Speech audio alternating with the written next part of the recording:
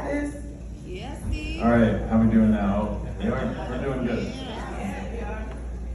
You start that song again? Sorry. No. Is that direct enough? No, so where was I? So I had the privilege of serving as coach to 4 members of this cohort. Such a great experience for me.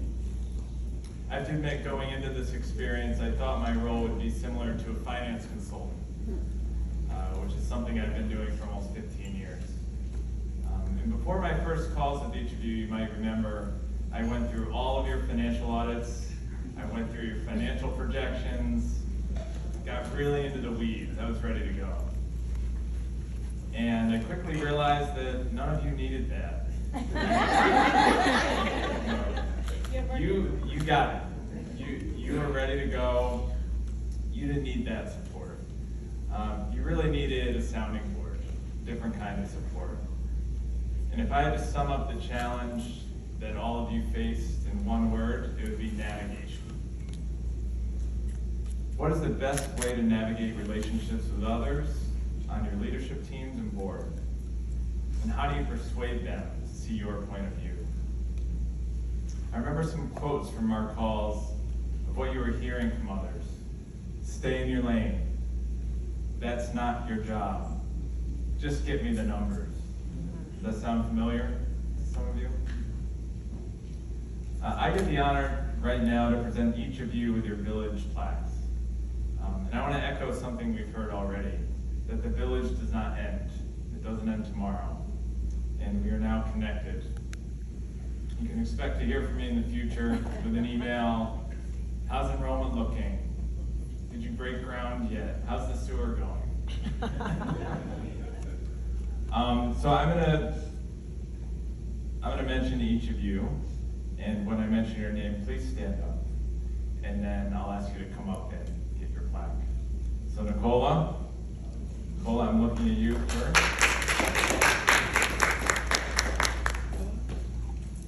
So my call with Nicola my first call was very interesting.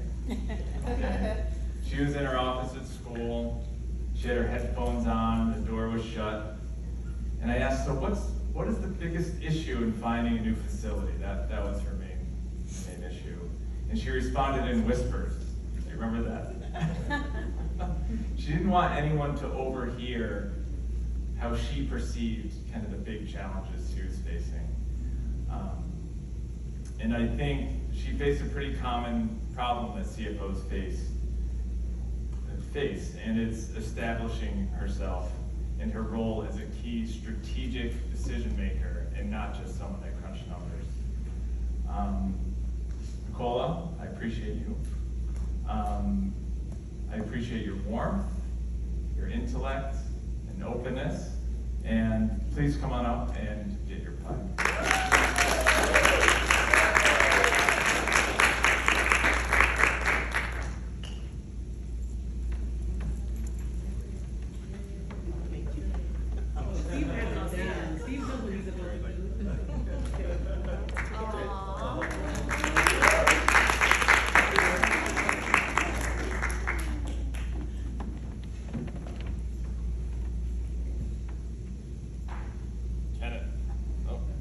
Kenneth, there we go.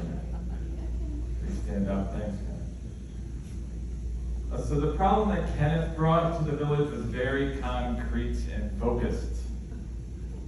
And I think that the structure of the village, the exercises, the deliverables, really helped both of us approach Kenneth's initial goal differently. We spent a lot of time trying to figure out how to check all the boxes of the SMARTY goal. And I think through that process, it was a great exercise, and through that process, we began to discuss the why of it all. Why are we doing this? And it was great to see how your initial goal transformed as we got deeper into the experience, and we really thought about centering it on students. Kenneth, I appreciate you. You are strategic, you are patient, and you have a very strong problem-solving mindset. I appreciate that. So Kenneth, come on up.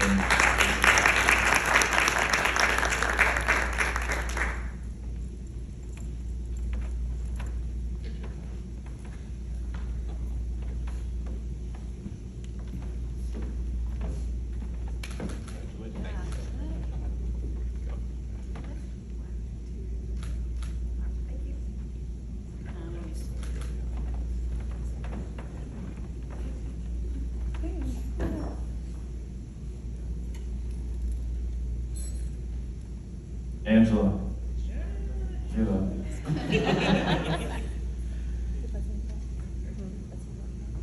So Angela's schools have been facing an issue that so many schools are throughout Memphis, which is declining enrollment.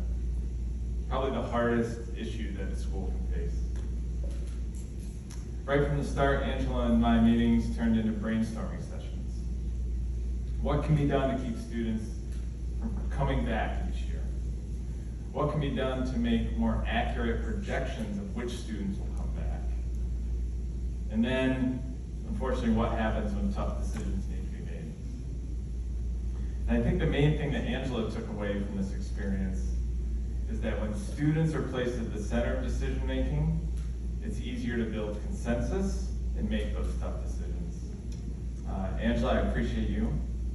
You are receptive, organized, and very thoughtful. And I think Kip is very lucky to have you. So please come on up.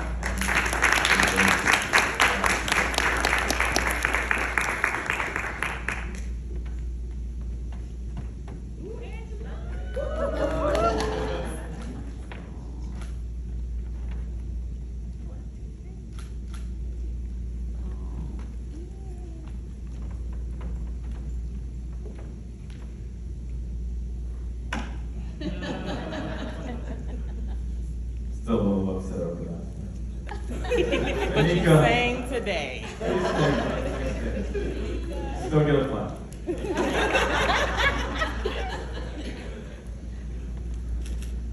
So Nika's the CFO of a school network, charter school network in Memphis, Freedom Prep. She was facing the same problem. Enrollment was declining.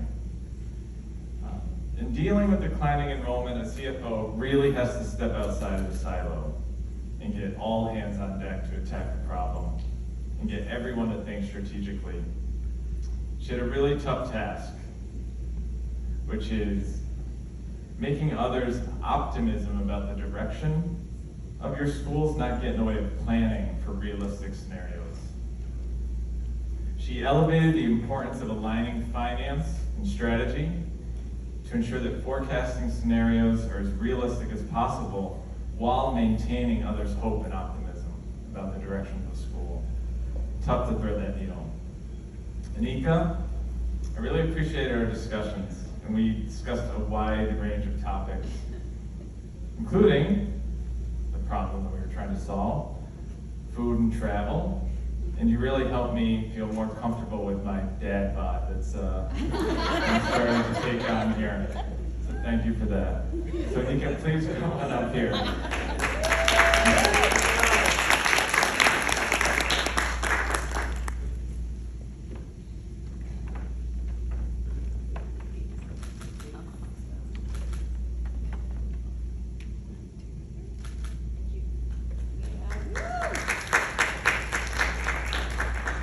So I'll ask Priscilla. Where's Priscilla? Oh, there we go. Come on up here.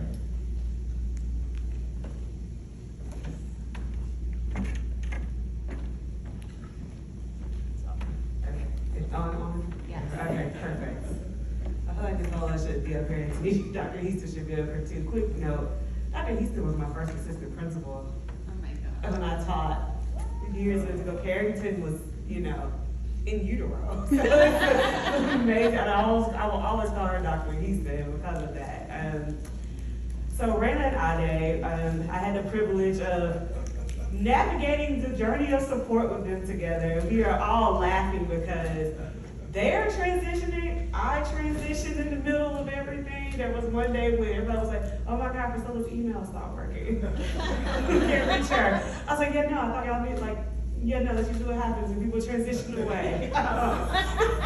So let's hurry up and figure this out. But before I go there, I would say throughout my own professional journey, having worked, people like to say, the K-12 vertical, but also the wraparound services that involve that, I've had to learn, what is the work that I do, right? I know the work that people think we do as CFOs or financial leaders, it's the numbers, from what you heard, just figure it out, get it done, here's what I wanna have happen, just make it work. And you're like, let's explain how numbers work, let's talk. So I feel like what I've said my work is I educate. I work alongside other very brilliant leaders every day to help them demystify what it means to not just operate in education, but to literally recognize the forces that are actioned against us as participants in capitalism. And what does that mean? So not only do I educate about what that means within our systems at our state, local, district levels, but also what does that mean as I also have agency of knowing the VC space, as I also have agency of knowing what it means to be a limited partner or an investor. Because I truly believe for us to tackle the inequities that we see, they are pervasive, they are deep. We have to not only just understand our systems, but we have to understand the systems that are acting upon us. Sometimes by the revenue that we are given and the funds we are given to help drive the change that we want to see. So one, we are all educators, right?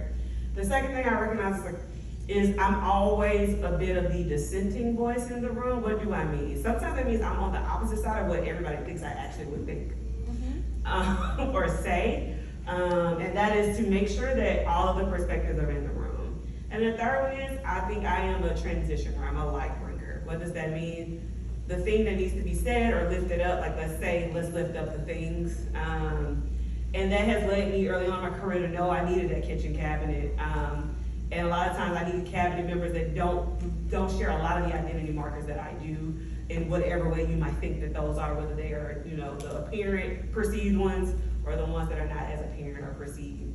And so all of that to say, when Nicola came to me and was like, hey, I think you sent me a Slack, a Teams message, right? And was like, hey, I need you to do some coaching. I was like, okay, right? Because it's also an opportunity for me to learn and stay closer to, right, like the work that's going on. It's one thing to work in those organizations. And so Tabitha, who's not here, works for Nashville. We hope she can Zoom in tomorrow. So she has an award, but we worked a lot on, she runs a lot of the federal grant program when schools have school improvement plans. And so she has a cohort of leaders and was really noticing what's in their grant is not what I'm seeing executed, but also is sometimes not matching up to the state's requirements, and so their things are getting kicked back. Things are getting kicked back, what can we do?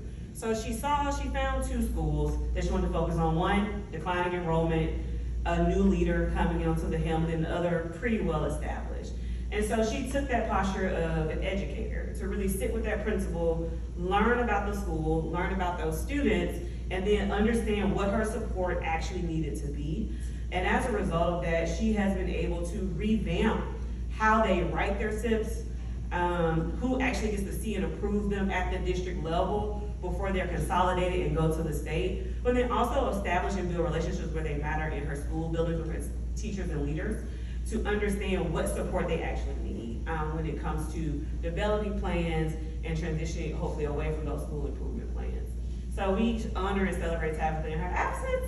She has a plaque too, and make sure you get set up. Raina and Ade, they remind me so much about how this work is a marathon. Ade is more than a vet, y'all can stand, more than a vet in his space, he's an expert.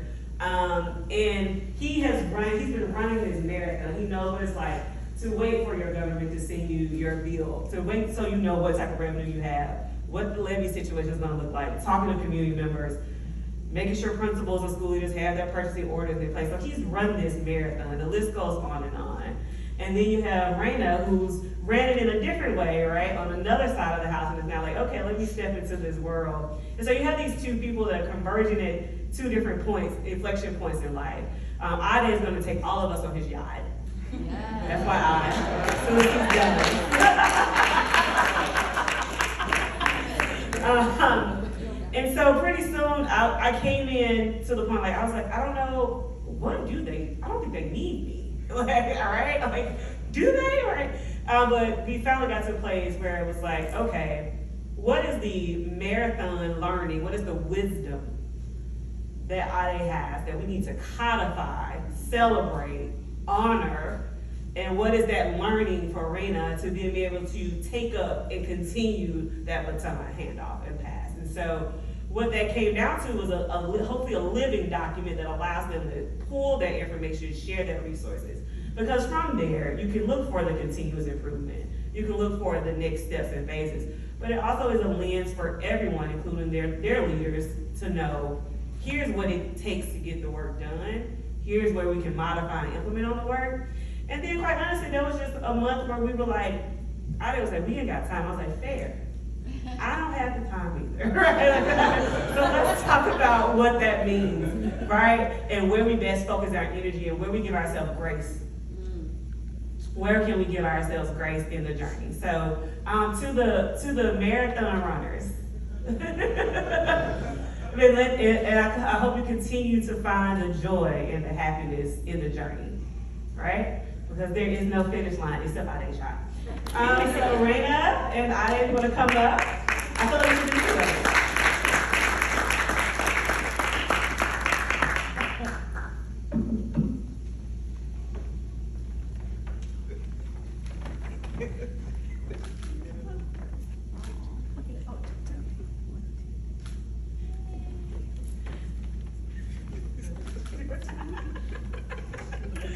Oh, wait, come back, Brandy, off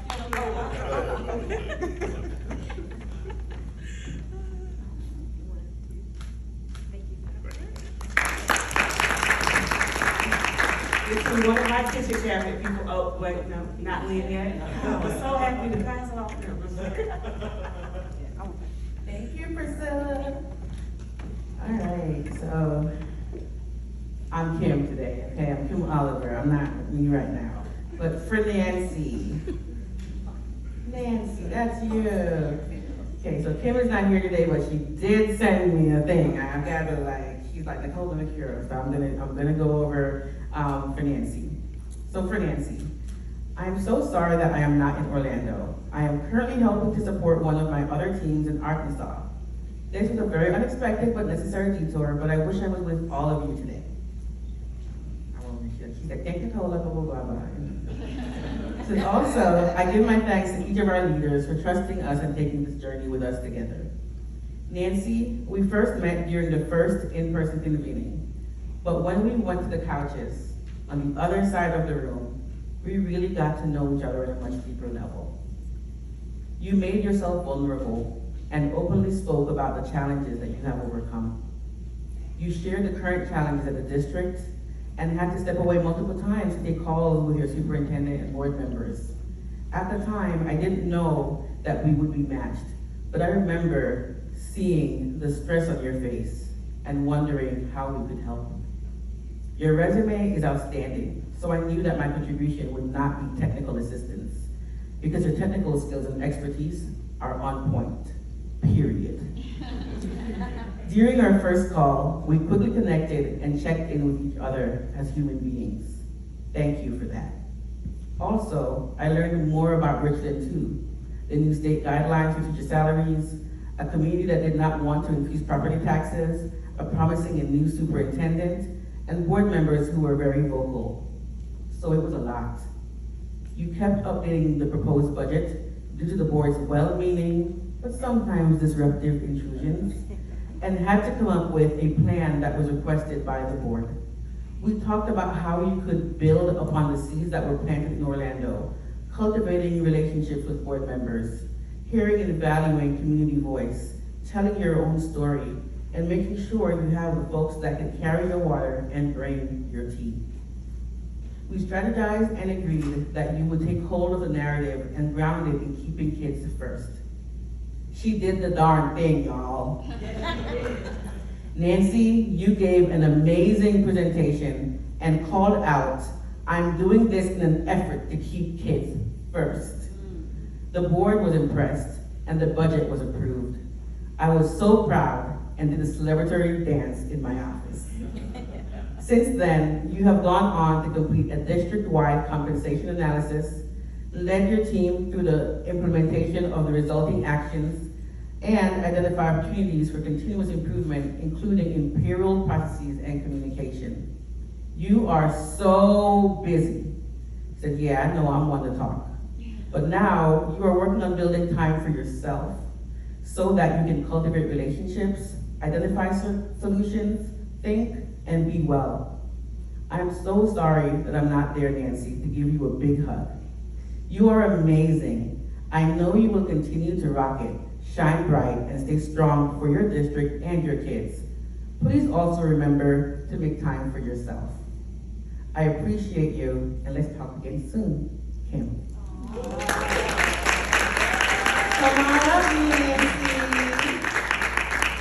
I'll take a picture with you too.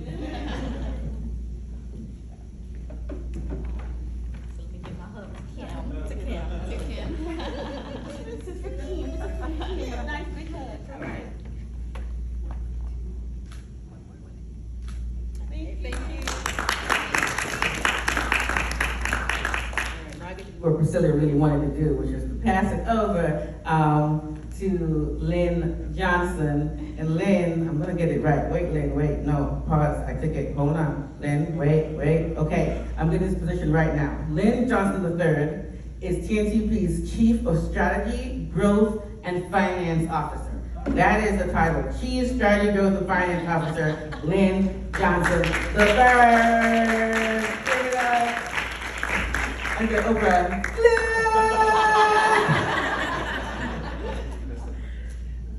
So it's not here. Look, I went to the website. Dr. Lynn Johnson III. Let's have respect on that.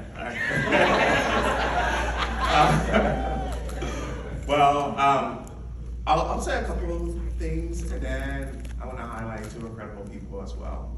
So one, thank you, Kenya, for doing our keynote. Kenya was actually my first interview when I interviewed for the CFO role at Shelby County Schools. And at first I thought, like, wow, this is amazing. Like, I'm getting a chance to interview with someone who cares about community, cares about Memphis on such a deep level. And I was like, is this a play? Like, what's going on? Because as a CFO, you typically don't actually get a chance to meet someone incredible and center in your conversations there. And I'm just thankful for you, just all the support. You're one of those people who are my show. And yeah, I'm just always appreciative of you. I just want to share something, just a couple thoughts, and it will come together around why it relates to both Tito and Rome, right? So I think oftentimes, and you've heard this throughout the time, right, where CFOs can often be seen as, you know, the number crunchers, the bean counter, tell us how much we have to spend, what is in the budget, get the audit right, do the referendum, all that stuff. Oftentimes it doesn't center in terms of like educators, right? And that is probably where it should center. I also think there's something unique about CFOs that often doesn't get lifted up, but just in doing some reflection of both with Royal and Tito, I've been really thinking about this concept of both a mirror and a window. I think sometimes CFOs, the conversations to the public that happens, seems like we just come up with a budget or we do an audit. But actually the conversations behind closed doors, when you're talking to your superintendent, when you're talking to your cabinet, and you're not pushing on the numbers, you're actually pushing on learning. You're pushing on achievement. You're pushing on strategy. Those are the conversations. What is best for kids? In many ways, you are holding a mirror to everyone in that room who is leading that district to say, are we acting and doing what's best for kids? Is our academic strategy sound? Will that move us forward? Do we have the right talent in the right classroom? And how can we ensure that that's the case? Are kids well? You are asking those questions. How is the community? How are we supporting our families as well? I'd like to just have that sit with you in terms of what does it mean to be that mirror? And I will often say that, like, sometimes it's a blessing and a curse. The blessing is that it takes moments of reflection for folks to say, we can do more. And sometimes it's moments where folks don't like the ugliness that they see. And what does that mean? You do get into the nasty of the politics. You get to the nasty of the egos. You get to the nastiness of all of those things. But I think the courage, the boldness, the bravery that it takes to actually stand and be that mirror is a very unique role that all of you guys play as CFOs. I think the second thing that I've been really thinking about is like, what does it actually mean to be a window? I think oftentimes it is not clear often what the strategy, the beliefs, the values are until you actually start to look into it. And I often say this, if you want to know what someone truly believes, all you have to do is look at the budget. It is there. You can tell me you care about social emotional learning, but if you're only spending a small percent of your budget towards it, I can't say you do, right? You can say that you care about community, you can say that you care about learning, solving chronic absenteeism, doing all the things, but you have to actually see whether those things are evident. And I think in a lot of ways, CFOs can provide the window for not only the people who work within the system, but for people who are outside the system, our families, our students, our community, to actually see what is truly going on. And not only what is going on, but also provide a window into the opportunities to actually uplift the system, uplift our kids, uplift our communities, uplift our families. So I have been really blessed to be a coach to two incredible people. I'll do Tito first. My brother. It's been a hard year. say the least. You've been busy. But I appreciate you because in so many ways you have been the rock for the school district in terms of not only ensuring that there is a budget that got passed during a very contentious time, through a lot of upheaval, but you were that rock. In so many ways, the thing that's in my head for you is resilience.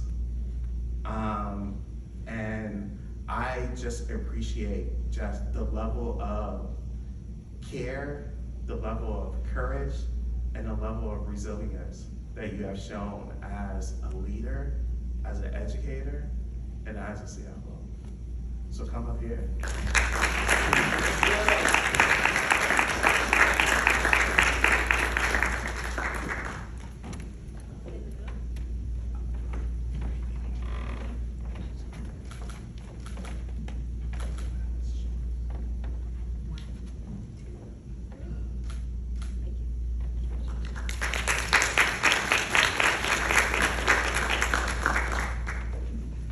Well, I didn't need to do much coaching. I think I probably was coached by bro. But bro, what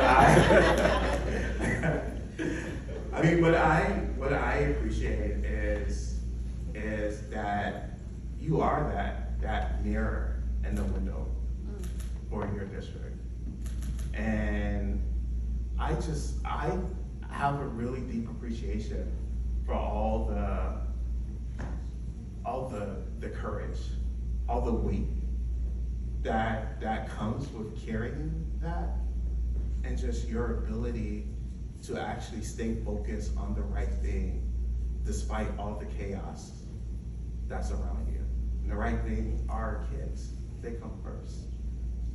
I see you not as a CFO, and you're an outstanding CFO, but I see you as an educator, a leader, and a change maker in this work.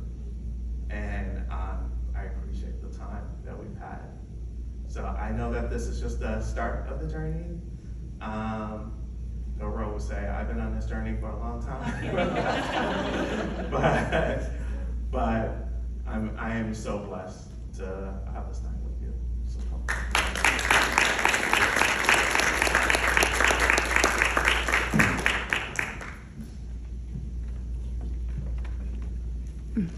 This is for the kids.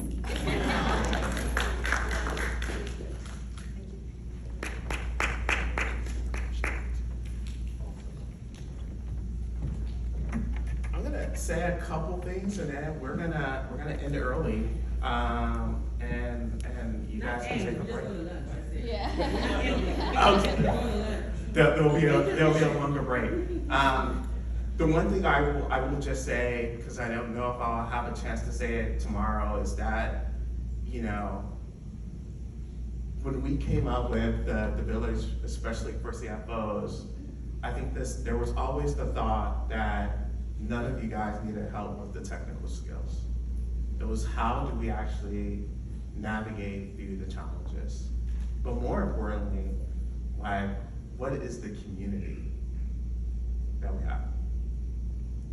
The beauty of this community and the power of this community, I hope you guys take the next couple of days of just letting that soak in and truly embracing it.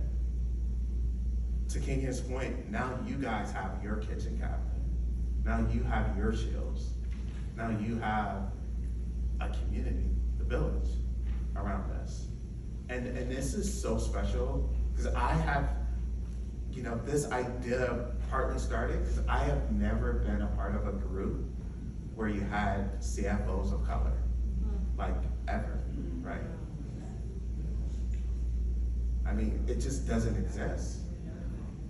And actually, when I talk to folks, superintendent, CFOs, there's typically a bias that is given, right? Oh, no. The white, gray hair old man has more credibility than the person of color. So even though you may know a lot, even though you may be super talented, there's this implicit bias, right, that exists. And to have this community is just, this doesn't exist anywhere throughout the country. And it's beautiful. It also doesn't exist anywhere to be predominantly women of color either. I just like to elevate that because that is so rare and so special as well. So as we go throughout these couple days, just know that you guys have my support. You know, however I can support, whatever I can lend, I am happy to. And I am grateful for all of you guys too.